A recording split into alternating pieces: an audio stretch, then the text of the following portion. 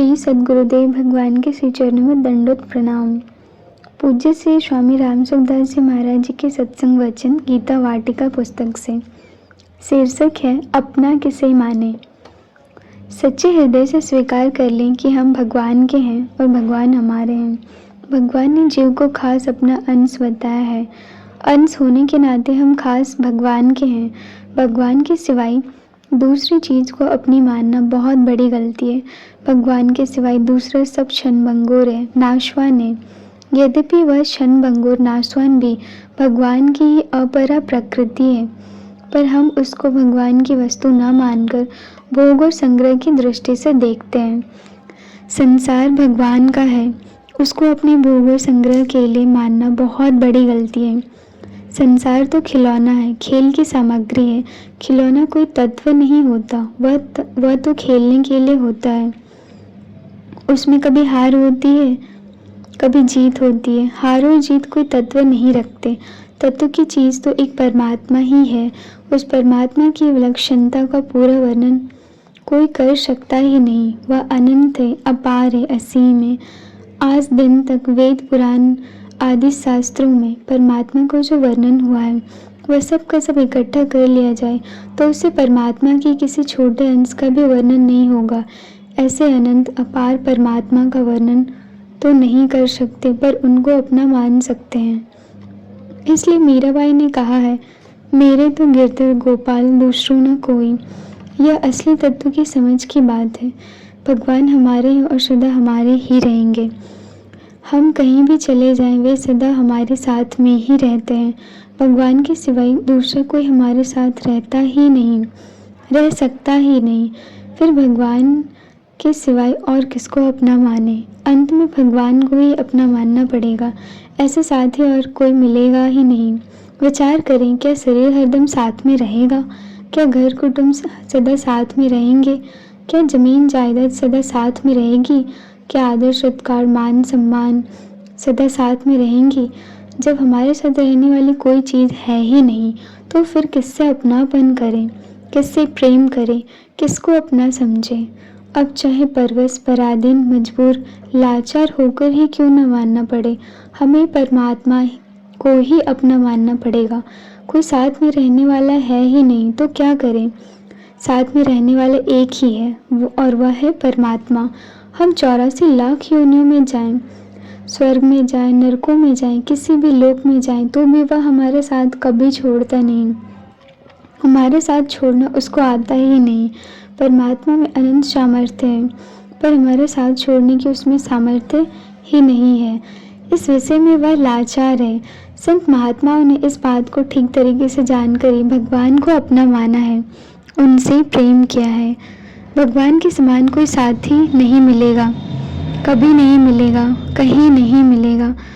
आपको जचे या ना जचे यह बात अलग है, पर बात यही सच्ची है। भगवान ने भी साफ कह दिया है, इस संसार में जीव बना हुआ आत्मा स्वयं मेरा ही सनातन अंश है।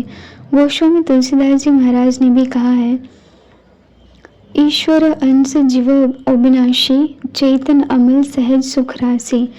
ईश्वर का अंश होने से जीव अविनाशी है, चेतन है, मल रहित है और सहज सुख राशि है। परंतु मिलने और बिछुड़ने वाले पदार्थों को अपना मानकर वह दुख पा रहा है।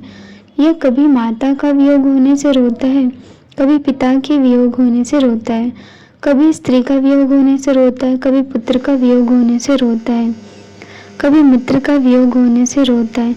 वह सोचता ही नहीं कि जिनसे रोना पड़े ऐसे को अपना साथी क्यों बनाऊं। संसार के सभी संबंध सेवा करने के लिए हैं, अपना मानने के लिए नहीं। उनको अपना मानोगे तो एक दिन रोना ही पड़ेगा। जिनको हम अपना प्रिय मानते हैं वे एक दिन हमें रुलाएंगे। इसलिए हमें ऐसा साथी बनाना चाहिए जिसके लिए कभी रोना पड़े ही नहीं, पीछे रोना पड़े ऐसी भूल करे ही क्यों। कोई बालक या जवान मर जाता है तो बूढ़ी माताएं कहती हैं कि हमने ऐसा नहीं जाना था कि वह हमारे को छोड़ जाएगा। नहीं जाना था तो अब जान जाओ कि ये भी सभी जाने वाले हैं। अब ऐसे साथी बनाओ कि कभी छोड़कर जाए ही नहीं। ऐसे साथी केवल भगवान ही हैं। भगवान कभी बदलते नहीं, कभी बूढ़े होते ही नहीं। कभी उनके सफ़ेद बाल होते ही नहीं, कभी मरते ही नहीं हैं। उनका बनाया हुआ संसार तो केवल सेवा करने के लिए है। सेवा करने की सामग्री को भोग सामग्री समझ लेना गलती है। जिस वस्तु का संयोग और वियोग होता है वह वस्तु अपनी और अपने लिए होती ही नहीं, उसको केवल सेवा के लिए ही मानो। आज मानो तो आज निहाल हो जाओगे। जैसे मनुष्य दान पुण्य के लिए पैसे निकालता है तो उसके भीतर यह भाव रहता है कि यह पैसा अपने लिए नहीं है, देने के लिए है। ऐसे ही संसार के सब वस्तुओं के लिए मान लो कि ये अपने लिए नहीं है, सेवा के लिए है। उनसे अपना शरीर निर्वाह करने में कोई हर्ज नहीं है। उनसे अपना निर्वाह तो करो, पर उनको अपना साथी मत मानो। आप प्रत्यक्ष देखते हैं कि किसी का भी शरीर सदा नहीं रहता। आपके सामने वस्तु नष्ट हो जाती है और आप रोते हैं। इसलिए इतना विचार तो होना चाहिए कि सब जिसके बिछोड़ने पर रोना पड़े उसको अपना ना माने। आपके पास शरीर, इंद्रिय, मन, बुद्धि आदि जो कुछ है वह सब का सब दूसरों की सेवा के लिए ही है, अपने लिए है ही नहीं। ऐसी स्पष्ट बात सुगमता से पढ़ने सुनने को नहीं मिलती। मेरे को तो व्याख्यान देते हुए भी वर्षों तक नहीं मिली।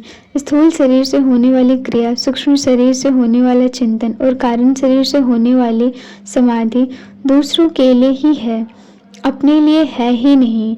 इनके द्वारा कभी अपनी तृप्ति नहीं होती, चाहे लाखों करोड़ों अरबों खरबों वर्षों क्यों न बीत जाए।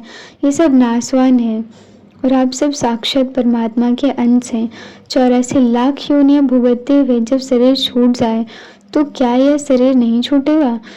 जिस माटी के वे शरीर थे उस माटी का यह शरीर है, यह भी मिला है और बिछुड़ेगा।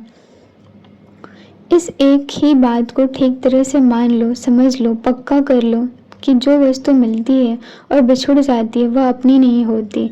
जैसे बालकपना आपके साथ था पर वह बिछुड़ गया, ऐसे ही जवानी भी बिछुड़ जाएगी, वृद्धावस्था भी बिछुड़ जाएगी, रोगावस्था भी बिछुड़ जाएगी, निरोगावस्था भी बिछुड़ जाएगी, निर्धनता भी बिछुड़ जाएगी, धनवत्ता भी बिछुड़ जाएगी।